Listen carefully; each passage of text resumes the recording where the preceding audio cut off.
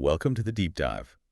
Today, we're looking at something really, really important for, well, any cause you care about, how nonprofits stay financially stable. hmm We're diving into diversified funding. Because, let's be honest, if an organization just relies on one or two ways to get money, Yeah, that can be really shaky ground. exactly, it leaves them vulnerable. So today, our mission is to figure out how building a stronger financial base isn't just, a good idea. It's essential. Right. And we want to give you some practical ideas, maybe some surprising facts too, that anyone involved in nonprofits or just curious can actually use.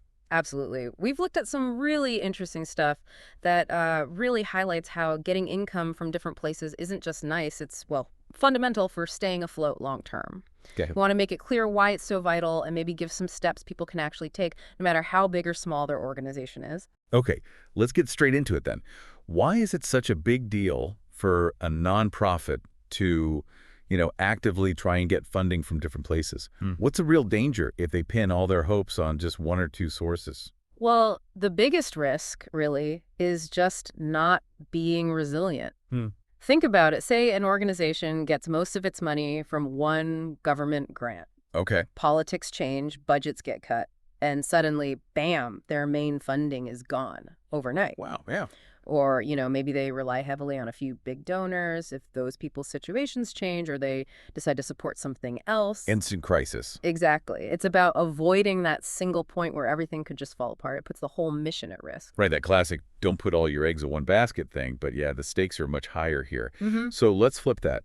What are the clear upsides when a nonprofit does work to bring money in from different directions? What's the payoff? Oh, the benefits are huge. First off, it gives them stability. Stability. Yeah. Makes sense. Yeah, like a financial safety net. If one income stream dips, maybe a grant doesn't come through, the others can sort of cushion the blow, keep things running. Okay, so it smooths out the bumps. Exactly. Right. Second, it gives them flexibility.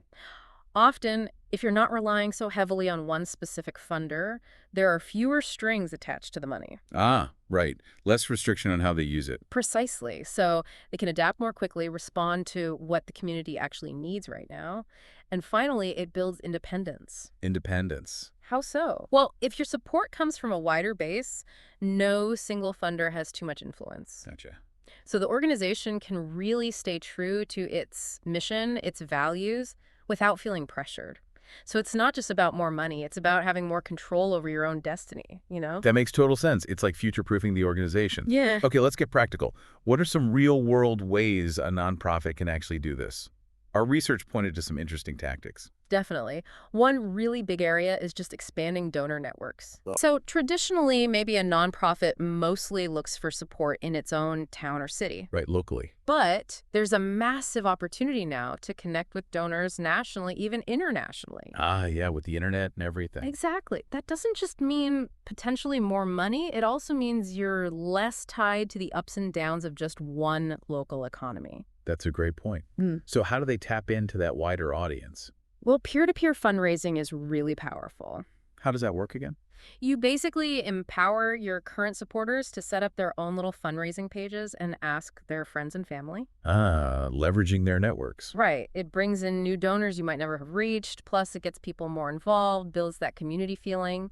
And it's also really important to get a mix of donation sizes. Not just chasing the big fish. Exactly. Those huge gifts are fantastic, obviously. Uh-huh. But you need a solid base of smaller, regular donations, too. That builds a really stable foundation. Every little bit adds up. And this figure really jumped out at me from the sources. Nonprofits that started accepting non-cash gifts, things like stocks, right? Yeah, securities, that kind of thing. They grew by an incredible 66% over 5 years. 66. Compare that to just 11% growth for groups only taking cash. It's a massive difference, isn't it? Huge. I mean, the takeaway seems crystal clear. If you only take cash, you're actively limiting your growth. Mm-hmm. Thinking beyond cash isn't some fringe idea anymore. It's like core to growing. Absolutely. And that statistic really highlights why exploring new fundraising methods is so key, like accepting stock donations. Right. That just opens up a completely different way for people to give. Lots of people have assets, like stocks that have gone up in value, that they might actually prefer to donate instead of cash. Interesting tax implications there, maybe, for the donor. Potentially, yeah. But the point is offering different ways for people to support you, making it easy. That's really smart, making giving fit different people's situations. Yeah. What other kinds of fundraising methods should nonprofits be thinking about? Well, launching monthly giving programs is incredibly effective. Recurring donations. Exactly. They give you a predictable income stream you can rely on. And the research we saw suggested that monthly donors, on average, give something like 42% more over the year than people who just give once. 42% more. Wow. So it's about building that ongoing relationship. It really is. And then there are corporate partnerships. Okay, like sponsorships. That's part of it. Sponsorships for events or programs, but also things like matching gift programs where a company matches donations their employees make. Oh yeah, those are great. Free money, almost. Pretty much. These partnerships bring in money, sure, but they also build community ties and raise the nonprofit's profile. We actually found a quote from Todd Heistand that kind of frames this strategically. He said something like, at some point you hit a max if all you're doing is individual donor dollars. Right. There's a limit. But there's also conversations around where the revenue stream's coming from. So the question is, how are we going to start building a roadmap to get to impact? Exactly. It's about thinking bigger. How does the money strategy actually fuel the mission, the impact you want to have? Taking that step back to see the whole financial picture. Yes, it's about having a solid plan for financial sustainability that directly helps you do more good. And, technology is a huge part of making all this work. Ah, okay, because juggling all these different streams sounds complicated. It can be, yeah. But platforms like Help You Sponsor, which came up in our sources, have tools built specifically to help nonprofits manage these different income types. So how does the tech actually help? What does it do? Well, it makes things way more efficient. Think automated donation tracking. Okay, so it just logs everything automatically. Pretty much. Pulls in data from different payment systems, generates reports, takes a huge load off. Then there's donor relationship management CRM tools. Right. Keeping track of donors. Yeah, tracking their history, letting you personalize communication, really nurture those relationships, and also campaign performance tracking. So you can see what's working and what's not. Exactly. Real-time data on your fundraising efforts, so you can tweak things as you go, based on what the numbers are telling you. That does sound like it would make things much more manageable.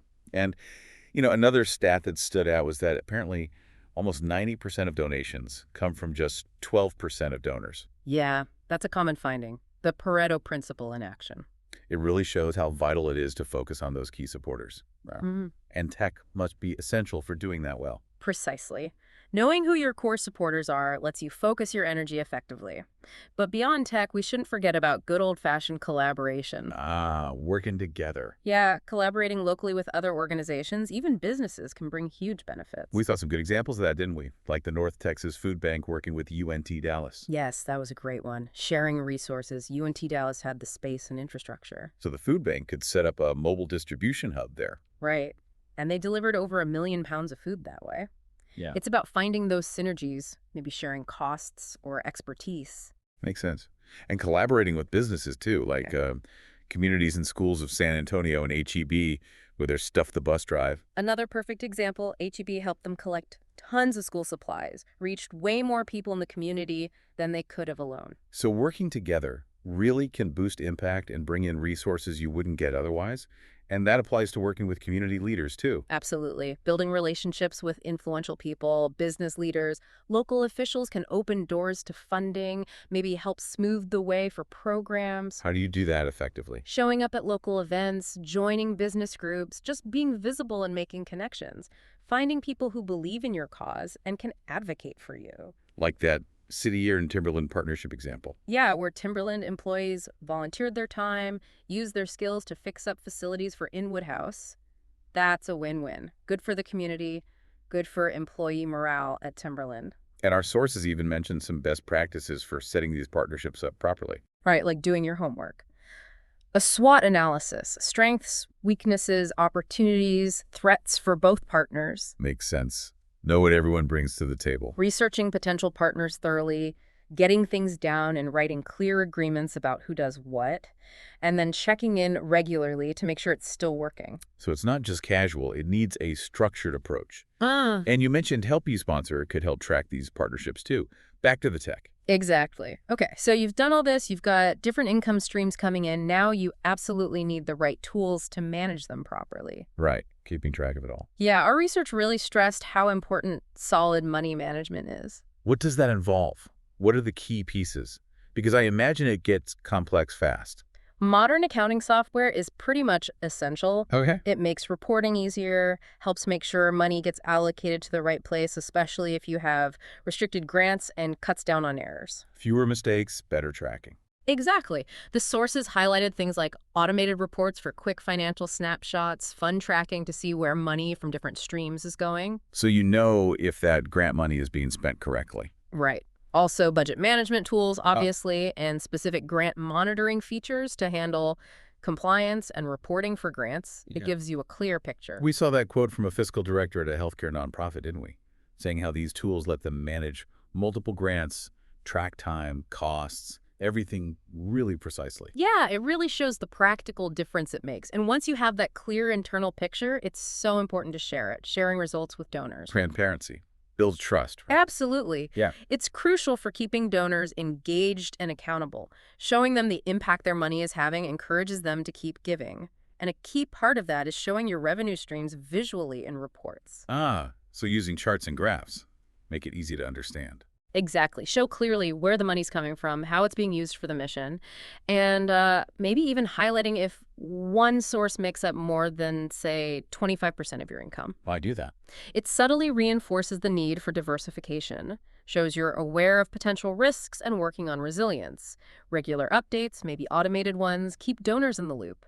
And ultimately, all this financial strategy needs to connect back to meeting community needs. Right. It's all got to serve the mission. Yes, and tools like Help You Sponsor apparently have features for tracking commitments and evaluating program impact, linking the money to the outcomes. That's key, showing the connection between the donation and the difference it makes. Our sources had tips for managing resources effectively too, didn't they? They did. Things like tying spending directly to your impact metrics, tracking program cost by funding source so you know the true cost. So you know how much that specific program costs to run using that particular grant. Precisely. Keeping detailed records and using automated systems to avoid, simple coding errors that can mess up your whole financial picture. Makes sense. Good financial management isn't just about the numbers. It's about making the mission possible. Okay, so you have these diverse streams, you're managing them. How do you know if it's actually working? How do you track progress? Great question. That brings us to tracking progress with multiple funding sources. Our research dug into this too. What are the main things, the key metrics a nonprofit should watch? It feels like there could be so many numbers. There are a few really critical ones. The donor retention rate is huge. How many donors stick with you? Yeah. Yeah. It tells you a lot about donor satisfaction and how well you're engaging them. Then there's the cost to raise a dollar. How much you spend to bring in each dollar of donation. Exactly. Measures fundraising efficiency. The program efficiency ratio is important too. What percentage of your spending goes directly to programs versus overhead or fundraising? Okay. Donors like to see that number high. Generally, yes. And the current ratio, basically, can you cover your short-term bills? It's a basic financial health check. But it's really important to remember benchmarks vary. What's good for one type of nonprofit might be different for another. Right. Context matters. Are there other indicators for digging a bit deeper? Definitely. You can look at the revenue growth rate for each specific funding stream. Yeah. See which ones are growing, which are flatlining. Compare the different sources. Yes. Track the average gift size, see if it's going up or down, maybe different for different campaigns.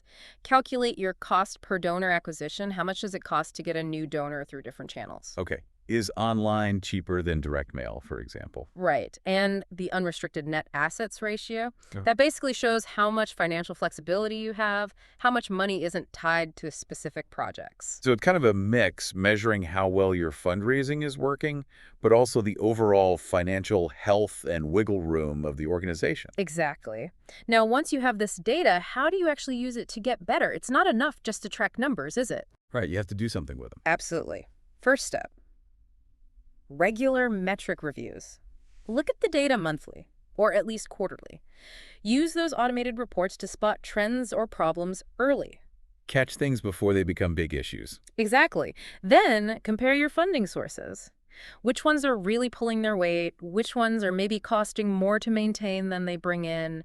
Where should you focus more energy? Makes sense. Double down on what works. or figure out why something isn't working, and crucially, engage your stakeholders. Share this data clearly, honestly, with your board, your key donors, even your staff. Show them you're on top of things. Yes, it builds incredible trust and keeps everyone accountable when you use data to explain your progress and challenges. That makes perfect sense. Showing stakeholders you're not just asking for money, but you're managing it carefully and tracking the results.